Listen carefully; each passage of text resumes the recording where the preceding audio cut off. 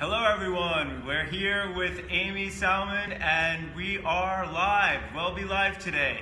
We'll be talking about health coaching and springtime goodness.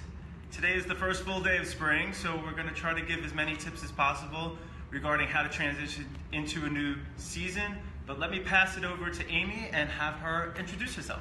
Hi everyone, happy spring. I am Amy Salman. I'm the founder of the Wellness Map. Just to let you know a bit about myself briefly, I was suffering with chronic illness for over 30 years and kept medicated unnecessarily by my doctors, and after changing my diet and lifestyle, today I live symptom-free from all signs of illness and unnecessary medications. So I'm thrilled to be here with you today, James, and talking to you all today as well. That's great, right? Like when we have our own personal experiences of what's worked for us in changing diet, lifestyle, and to see the changes in ourselves, and then it's almost like we're our own guinea pig of what worked and what didn't, and then we get to share that goodness with other people. And whether that's just through health counseling or your specific challenges that you overcame, or just having an understanding of how to connect with somebody and asking them questions about their personal lives in order for them to dive deeper and find out what could be the connections that happen for them and the conditions that they might have. Absolutely. So with you, can you talk a little specifically about what your condition was and what drove you to change that? Sure. Well, my journey started at a very young age. I mean, I was just 10 years old. My mother suddenly passed away, and at 12 years old, I started getting really sick. So I was suffering with debilitating stomach pains and digestive disorders, and I was having these very painful attacks on a very regular basis that were lasting 4 hours at a time. So this just became a very regular way of being for me, and I thought it was something I would have to tolerate. Now after college, the attacks increased up to 3 times a day, and when I went to see doctors, I was put through a series of tests and elimination diets, and they gave me a diagnosis of IBS, which is irritable bowel syndrome. That's a stress-related disorder, and gave me medications and sent me on my way. So when I moved into the city around that time, the attacks continued. Saw more doctors, got more medication, and didn't have any symptom relief. So I was suffering with a whole host of other health issues, and every time I went to the doctor, I got a new medication. So now I had a whole cocktail of medications that were just masking my symptoms. And eventually I was diagnosed with Hashimoto's disease, which is an autoimmune disorder that attacks the thyroid. So I was suffering with extreme brain fogginess, swelling in the face, muscle aches and pains, belly distension, and extreme fatigue. And I was kind of excited to get the diagnosis because I thought for sure that medication would help me at that time, and it didn't relieve any of my symptoms. So after speaking to my doctor about changing my diet, he said there was no need to change my diet because food had nothing to do with it. So I really questioned that and started bouncing around from doctor to doctor trying to get answers to these crazy, unmanageable symptoms I was having. And no one had any answers. It was, I don't know. So I was like, wow, a lot of fancy degrees, a lot of titles, a lot of letters next to names, but no answers. So ultimately, after a lot of frustration and emotional distress, as you can imagine, I took my health into my own hands, and after drastically changing the way I was eating and living, my symptoms began to lift immediately, and after a few months, I weaned myself off all these unnecessary medications, and then I decided I really wanted to go help others change their lives and get healthy naturally. Yeah, a different approach. Absolutely. And it's funny because I'm a health counselor as well, so even when you say things like Hashimoto's and elimination diet, right? no, I know what you're talking about. Right. But there was once a time when you and I, like when we did see doctors or those things were told to us, it's like, what are you talking about? Yes. So it's great to have the knowledge base now that we have, but it's not just about the knowledge, or it's not just about, or you mentioned medication. You didn't even mention any of the names of the medications, right? When you add all that in, it's for many people, it's a lot of information thrown their way, and you kind of can't see the forest from the trees. It's just like, what's going on here? And oftentimes, the person that's giving you that information doesn't really know where you are either. They just know a little bit more than you in terms of the information.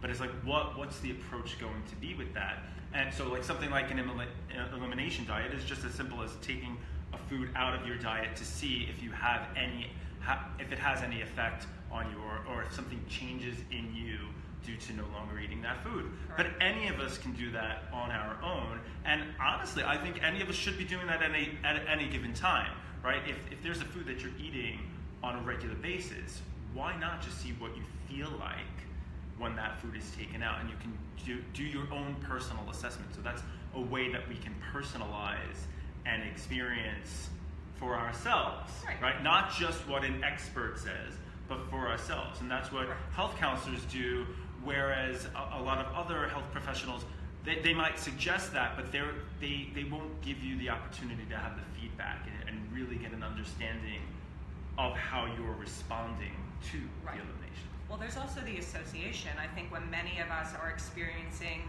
bloating or headaches, or we're having different reactions in our body, we're not necessarily associating with something we're eating, right? So again, we just think that, well, I'm bloated and that's okay, or I've had some sort of reaction in my face, and we don't think of it as having to do with food, and we just go about our daily living and being, and we're not connecting it with anything.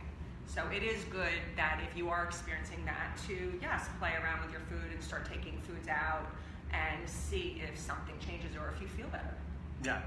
Yeah, you mentioned bloating again, right? That's a symptom.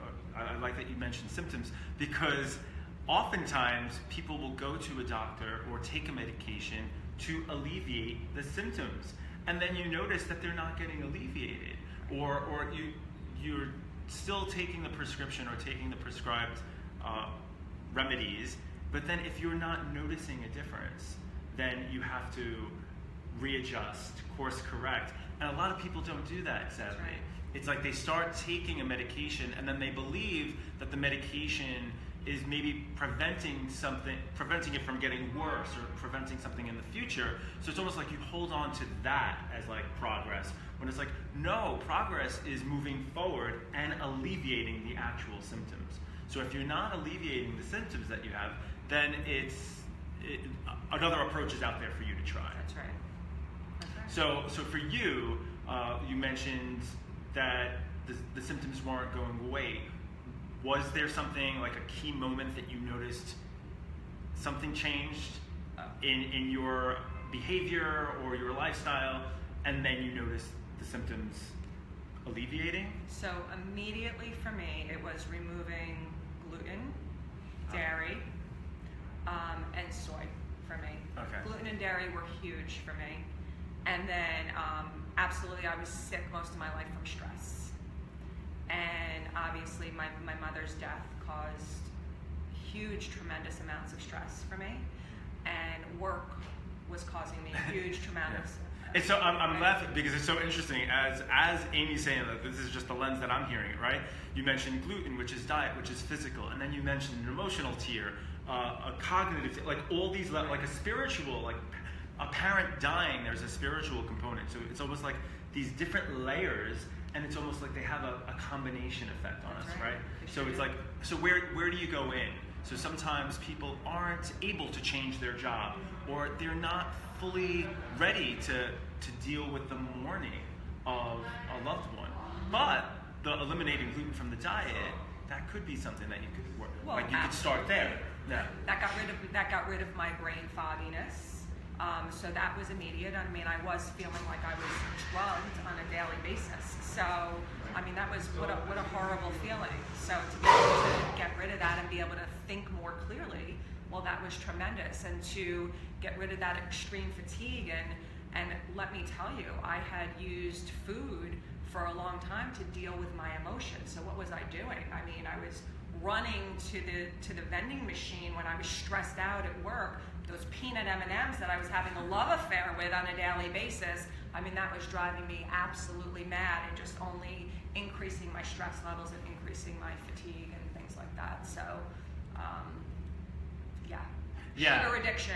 Yeah. That's a whole other thing. Sugar addiction, right? Yeah. Well, sugar really starts that up and down, like that roller coaster. So it's like if we're already feeling life like a stressful life, or emotional components going on in our lives where we're already having this kind of roller coaster ride effect, it's like then you start eating foods that actually go along with that path, rather than the reverse of saying, what can I do to try to level out my blood sugar levels, or level out the bloating, or like a lot of times the bloating foods, they're those comfort foods that kind of make you feel numb. That's right. So it's like this process of numbing out, and then this process of like amping up. That's right. So and then it just creates this up and down effect so we're on a different ride. We're putting our bodies physiologically on that ride when we're already on that ride, either emotionally or with our thoughts. So it doesn't necessarily help us. Yes, it doesn't help us cope with those things any better. So it's seeing this bigger picture about where you can go in on those levels and say, which one can I just alter a little bit? And it doesn't. Sometimes people can make a big change, right? If, like, say, like with smoking cessation, some people can do it cold turkey. That's why there's a term called cold turkey. But other times, I think it is a more gradual process. It's seeing which one is the thing that you can actually be successful with eliminating, or a new food adding in, right? That's like right. I love the concept of crowding out. Yes. Right? So when you discover that there's something like gluten that you want to take away, well, what do you replace? So it's called crowding out. Like you add something new so that you no longer miss the thing that you're eliminating. Right. So can you speak on that? Did you do any of the crowding out? Oh, please. Let me tell you. Well, I did so much. So for me, I spent 4 days crowding out only to find myself in an Italian restaurant shoving a vat of pasta down my throat. It took me a while to figure it out, but for me, sugar being, I was such a sugar addict, right? And as many of you may know or not know, sugar is 8 times more addictive than cocaine, which is just so horrifying. But to me, I started adding in lots of sweet vegetables, because by 3 p.m. I could not break that sugar craving, and I was always eating that chocolate at 3 p.m. It would drive me mad.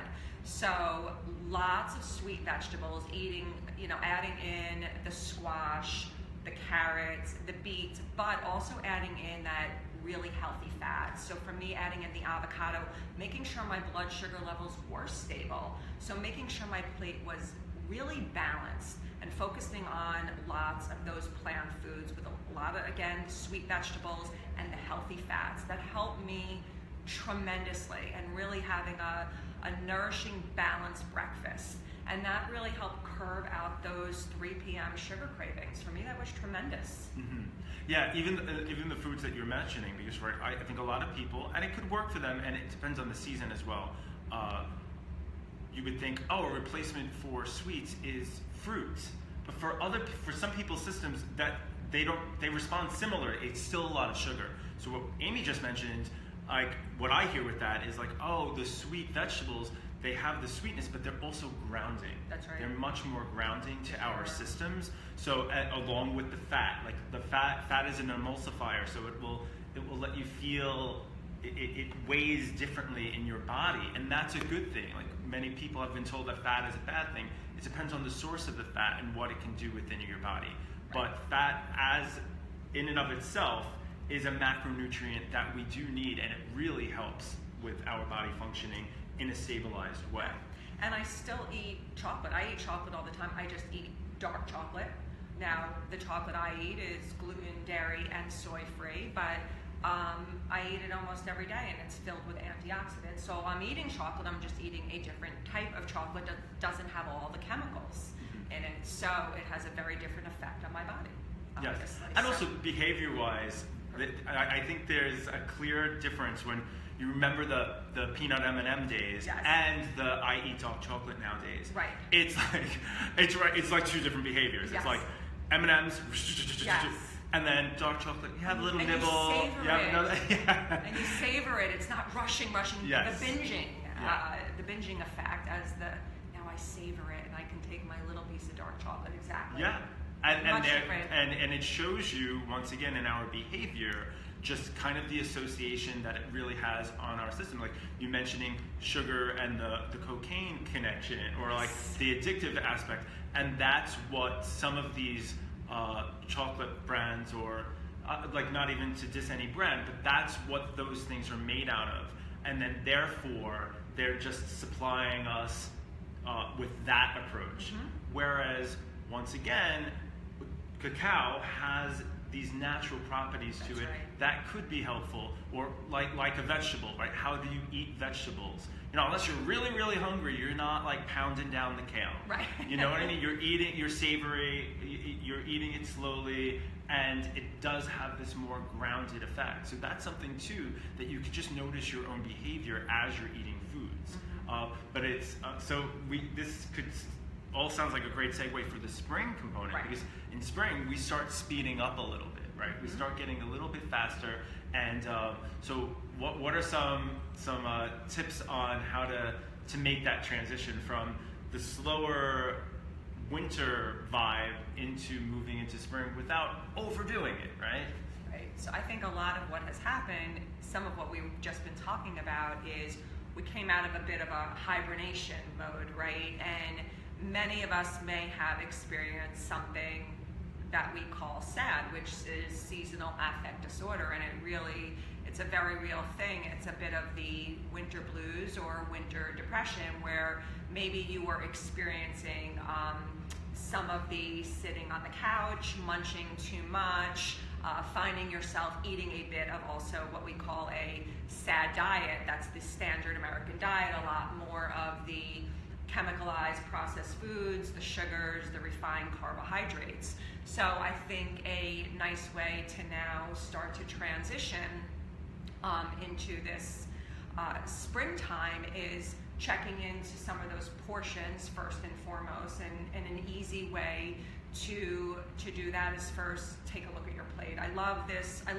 plate tool, as we're talking about. It's filling up 50% of your plate with colorful fruits and vegetables. It's such a great way to get back in check into the springtime, especially now as we're looking at more of those colorful spring vegetables, where in the wintertime we were eating lots of heavier foods like the stews and the root vegetables. Now take a look at like what's in your farmer's market or your local organic market, and check into some of the brighter, colorful vegetables that are up there, and really focus your plate, 50% of that colorful fruits and vegetables. You're 50% of the way there when we're looking to now reportion our plates.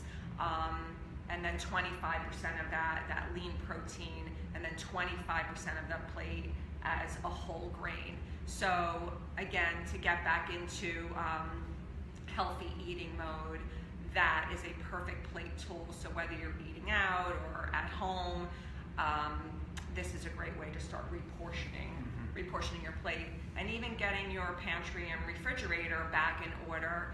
Start going through your pantry and taking out those unhealthier options and cutting up those fresh, colorful fruits and vegetables. So when you open up your refrigerator, you start grabbing the healthier options as well. Because when we do open up our refrigerators or our pantries, we tend to just grab whatever is in front of us. So if you have pretzels and chips, you know, those are going to be the things you grab. So if you have really gorgeous fruits and vegetables, that will be that's going to be what you grab first. So those are some great suggestions to start making some changes.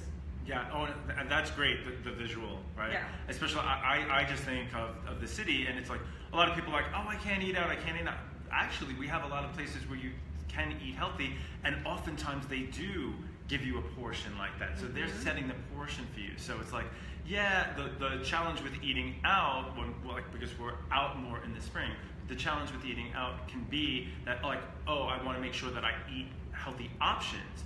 But portion-wise, there's a bit of control, especially when you're coming out of that hibernation mode of winter, where you have your pantries right there. You have too much easy access to whatever foods, especially if they're packaged foods that you open. Oh, it's already opened. I opened it up. I might as well go in for a second helping. So we kind of lose sense of the portion control. So yeah, I love the visual, and not just the visual of the size, but like you said, the visual of the color. And when we're talking about color, we're not talking about artificial coloring like these blues and purples that not make Skittles. Yes.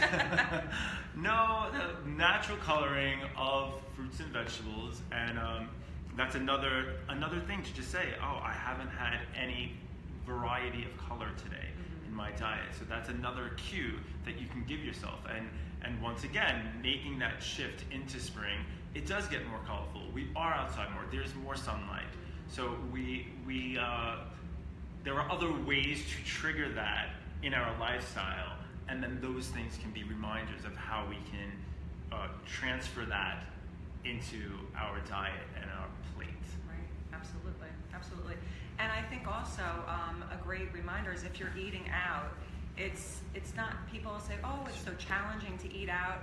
You know, be a snob when you eat out. Ask for exactly what you want. So have the bread basket removed when you arrive at the table.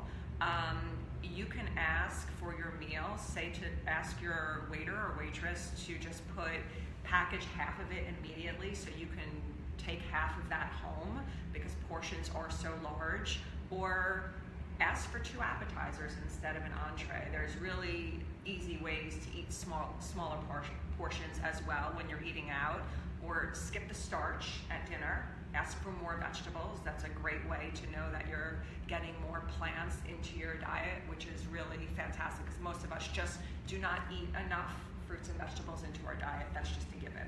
Yeah. So and it's only a benefit from adding more of that. So that's a great, once again, the term crowding out, right? So if you're focusing on eliminating one type of food, an easy food to add in is any vegetable. Absolutely. And it really helps us because it's not just a physiological thing.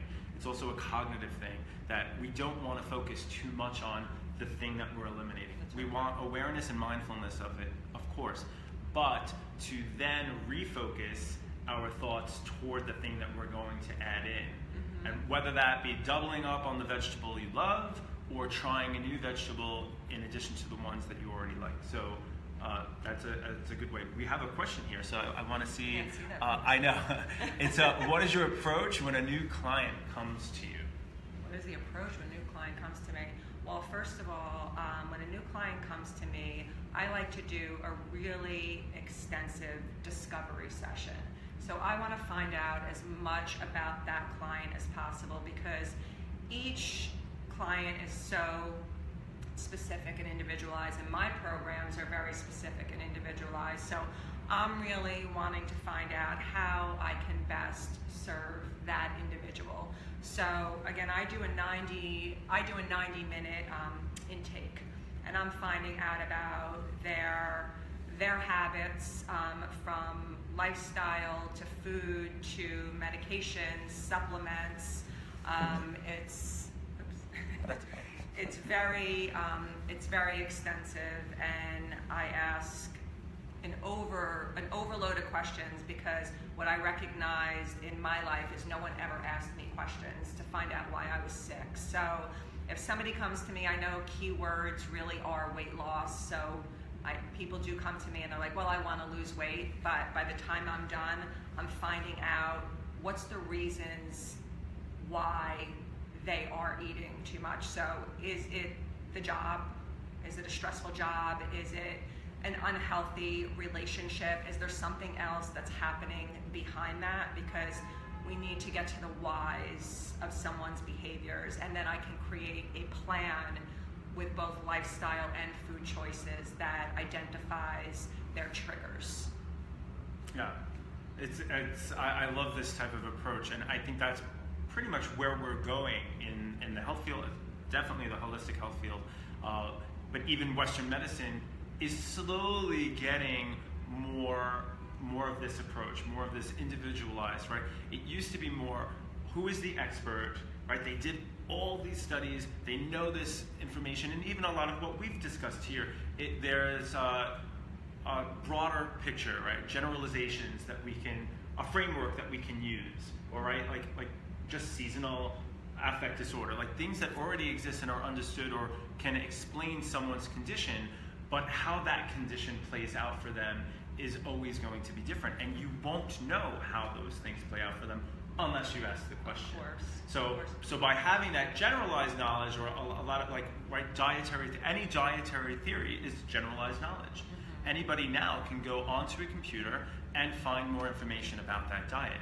But how that diet is going to work for that person, or you might have a client that sits across from you and says, I've been doing this diet, or like my friend's doing this diet, or someone else is doing this diet, and this is the result that they're getting. Right. So it's reminding them through asking questions and saying, well, what is your lifestyle like? What is your job like? Right. How are you handling stress? Right. Because how someone's handling stress, or the amount of stress somebody has, will compound whatever other thing that you're doing.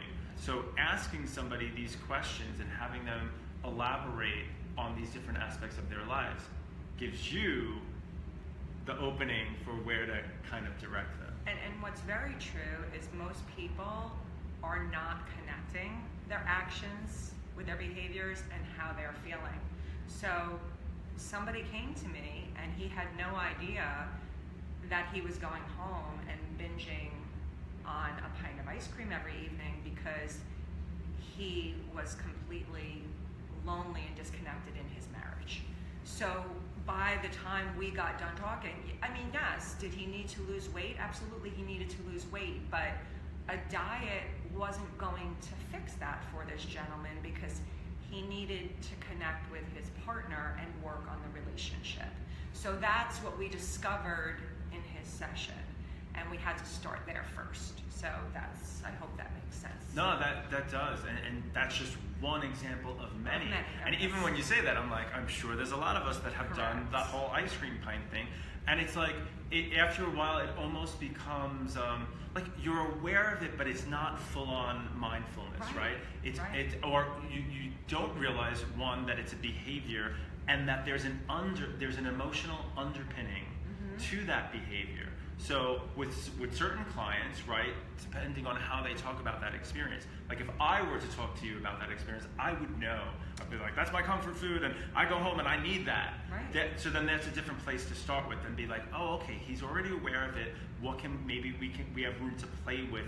What can replace that? Right. Whereas somebody else who isn't even seeing that connection between the behavior or what the underlying cause of the behavior is, then there may be a different approach with things. And similarly to me, when I was growing up and from losing my mother, I came home every day and I stopped cutting pieces of things. So I would sit down and eat an entire Mrs. Smith's cherry pie. That was my thing. But I had no idea that I was eating the pie because I was so depressed over my mother's death. I didn't make any of the connections. So that is why I tap in so deeply to what's going on with people and ask them so many questions, because I have to identify what's happening so I can help them on a much deeper level. Yeah, and once again, a great visual, right?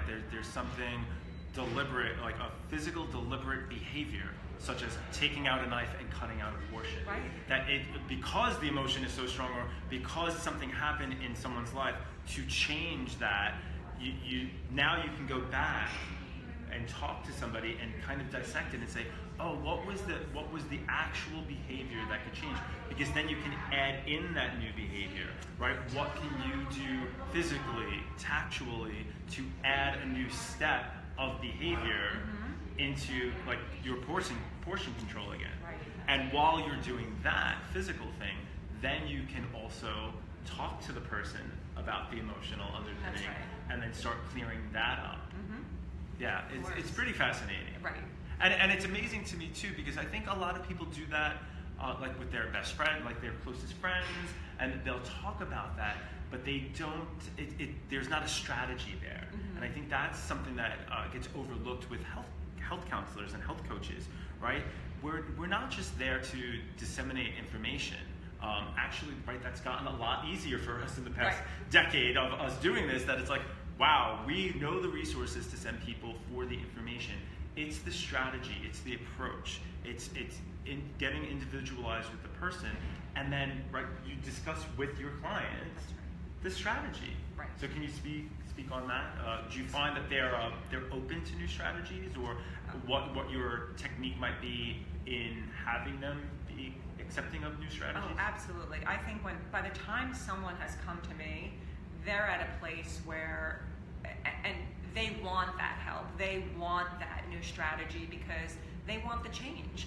And when I talk to somebody on the phone, I say, if somebody is a bit indifferent and I sense that, I say, look, you're wise, because if someone has opened up to me and said, look, I've worked with other nutritionists, this hasn't worked, why are you going to be different? I say, well, you first have to know that you're wise or strong enough to want to change, because I can't make anybody change, right? I can show you the way, but you're going to do the work. So if your whys aren't strong enough, then you're not ready to come to me. Yeah. So when that person has come to me, I know that they are ready to make the change. And that's why they have success. So when we talk about what we're going to do, when they make an agreement with me, I mean, I'm not telling anybody what to do. Yeah, even when you said that, right? when you said the whys, like the why is their own personal mission statement. Exactly. Right? So you need to attach to that bigger mission statement, right? There's other phrases for it, but that's what I call it. So yeah, once they have that, then and you can even pull that out of them through questioning, and then they can articulate that to you. Correct. And then not only do you see the drive, but that's going to be the anchor in a way to continue the motivation as you move forward. And believe me, I can make a suggestion to someone and they'll say, well, Amy, I'm not going to do that. Fine, then here's something else. Will this work for you? So it's something we talk about together. Again, I'm here to help them meet their goals, and that is a commitment I make to someone. So, but they're fully on board once they have come in to see me. So, but I go to all ends I love my clients, so I feel so incredibly fortunate to be able to work with each and every one of them. Yeah. No, and it also ties into, right, people either do things out of inspiration or desperation.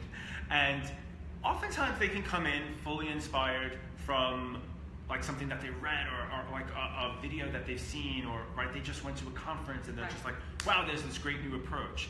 But I think there's so many other aspects of culture that have really just suppressed people from taking advantage of these other approaches. So it's not until the pre-existing model of take this pill, take this pill, take this pill, really just gets them to this place of like, my symptoms aren't going away, and now I have 5 prescriptions. That's right. So that's a form of, right, just hitting a low and saying, all right, now I need that. So oftentimes, right, those are the types of people that come our way. It's just like, I've tried this, I've tried that, and that's another thing too of why you need to have these discussions with people, because it's almost like they kind of have to shed that.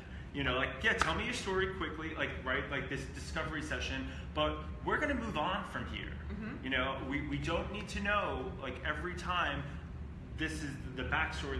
Like, we wanna know some of that, because then that will help pave or shape how the road is paved moving forward. But there are other approaches out there, and to have a professional sitting across from you in which you can have those discussions, it's pretty powerful. But like you said, the person has to show up. They have to have their core reason as to why they want to do that, and usually it is change, right? Whether it's changing their behavior to lead a healthier life, or to make some changes so that previous symptoms are no longer there, or conditions that they have that they might have thought were like for the rest of their lives. But then then they do see a documentary, or they do meet a friend that eliminated that condition in their life. So then you say, hey, I can do that too. But you can't do that alone. You need support, and that's support in your own community and your own family, but then the one-to-one support that you can get from working with a professional. Which I think is so essential. We get a different kind of support from someone on the outside that we're going to get from our best friend or husband, wife, or someone like that. I mean, it's different. Yeah. And that's why you created the wellness map. And that is why I created the wellness map. Absolutely. Excellent.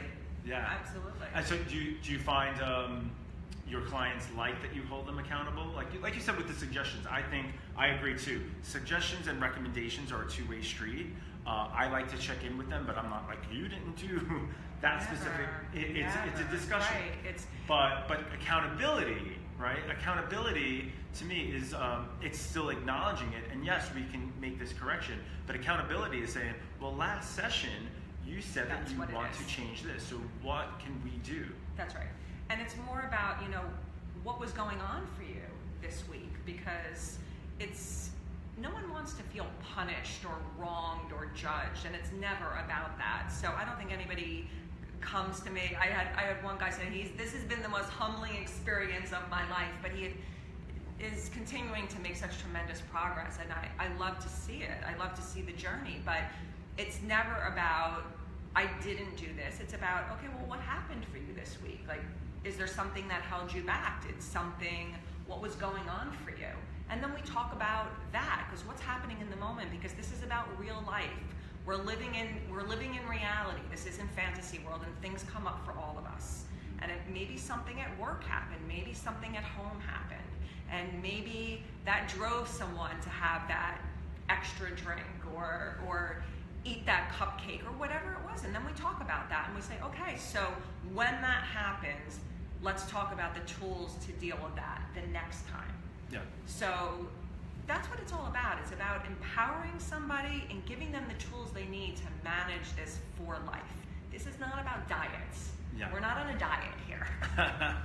It's about life and That's lifestyle. right. And and it's reacting and responding to things, but then also having that extra step, like you said, the discussion, so that we can take some of that response and reactiveness and then become proactive.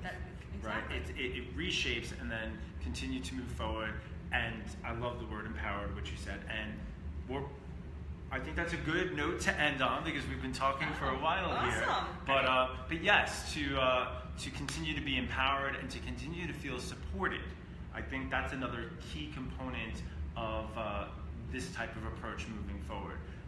A lot of people have had experiences where they've just been prescribed something or just try something and then they don't have the network of support. So that is out there, and there are many professionals that can provide that for people. So, and Amy is one of them. I will put Amy's information connected to this video, which we will have for people to continue to view in the future. And you can go to Amy's website, which is thewellnessmap.org. So again, that's thewellnessmap.org. Excellent.